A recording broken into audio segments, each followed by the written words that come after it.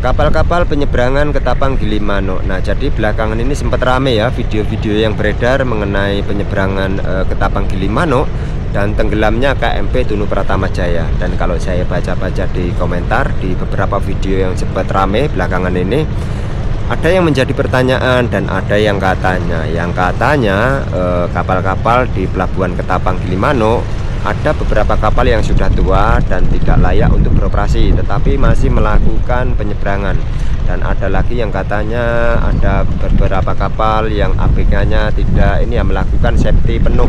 Mungkin yang dimaksud safety penuh ini ya seperti kapal yang membawa muatan kendaraan, sepeda motor, mobil, yang terkadang juga bis, terkadang juga truk yang membawa muatan berat, itu enggak diikat ketika cuaca buruk. Itu memang cukup bahaya ya, ketika cuaca buruk truk yang membawa muatan berat enggak diikat itu mudah oleng, kendaraan oleng, dan kapal pun juga mudah oleng. Beda dengan truk yang kosongan enggak membawa muatan barang, enggak diikat pun ketika ada goncangan itu mudah redam ya. Beda dengan itu tadi sebaliknya, truk yang membawa muatan berat.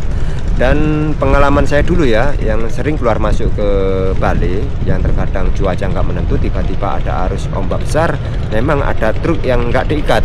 Dan video-video yang beredar sebelum KMP terjadi kecelakaan kemarin ya, video-video lama ya, ada di waktu di Selat Bali sana, arus gelombang itu cukup besar, kapal mengalami oleng, dan truk-truk yang nggak diikat itu terkadang kita nemui video ya, ada itu mudah oleng dan roboh, dan itu yang cukup bahaya. Dan kalau sudah roboh ke kiri atau ke kanan semua, nah kapal itu akan mengalami miring, dan kalau sudah miring itu cukup bahaya sekali, bisa menyebabkan kapal karam dan tenggelam. Dan pertanyaanku di video sebelumnya ya yang sudah saya upload mengenai ombak arus besar itu masih melakukan penyeberangan, sama dengan yang dialami Pak Bejo ya, dari salah satu saksi korban yang selamat, penumpang dari KMP Tunu Pratama Jaya.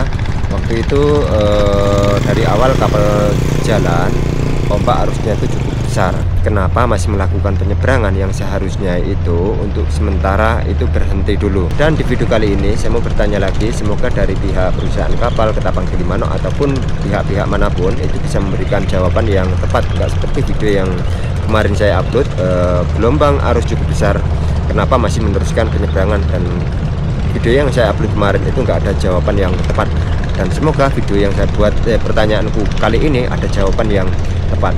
Apakah kapal-kapal di Ketapang Gilimanuk itu sudah dilengkapi dengan rotor atau zero stabilizer untuk mengurangi guncangan, meminimalisir ketika ada arus cukup besar itu kapal masih tetap stabil? Apakah kapal-kapal itu sudah dilengkapi dengan zero stabilizer?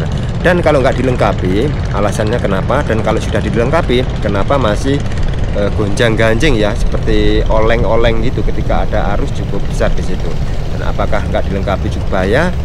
Dan kalau dilengkapi, kenapa masih ada guncangan dan terkadang oleng dan bahkan sampai miring tenggelam? Semoga ada jawaban dari pihak perusahaan kapal ataupun pihak manapun dengan video ini, yang video pertanyaanku kedua kalinya ini. Oke, mungkin sekian dulu video kali ini, semoga ada jawaban yang tepat. Oke ya, sekian dulu dan terima kasih.